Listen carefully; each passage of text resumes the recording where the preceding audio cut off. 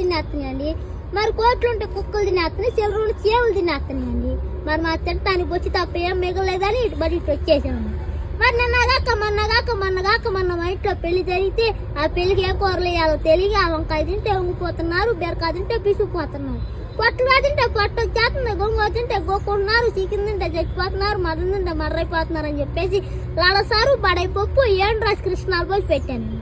మరి తిన్న 2 బాగానే ఉన్నారు, 3 ఏళ్ళు మొత్తానికి కట్టుకున్నారండి అయ్యగారు.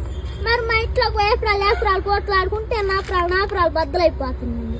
మరి 3 పిల్లలు దెబ్బలు ఆడుకుంటే వానొచ్చి వరదొచ్చి జనం అంతా కొట్టుకుపోతుంటే మీరిచ్చే 10,000 నోట్లతో పడవలు చేసి వాళ్ళందరూ నోటీ చెప్తున్నానండి. మరి నా తుపాకి ముందు నుంచి కాస్తే వెనక నుంచి వెళ్ళిపోద్దండి సార్ గారు.